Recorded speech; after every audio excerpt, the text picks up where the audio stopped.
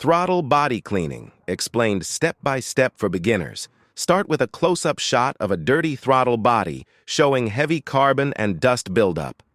The mechanic explains what a throttle body is.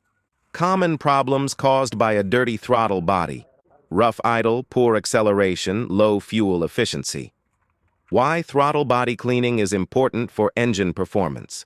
Show the required tools clearly: throttle body cleaner spray, soft brush, microfiber cloth, and safety gloves. Demonstrate the process. Turn off the engine, remove the air intake pipe, carefully spray the cleaner on the throttle plate, gently brush and wipe carbon deposits. Avoid spraying directly on sensors. Include important safety tips as on-screen text. Then show the after-cleaning result: a clean, shiny throttle body with smooth movement. Finish the video with engine start showing smooth idle, improved throttle response. On-screen text: throttle body cleaning, better pickup and better mileage.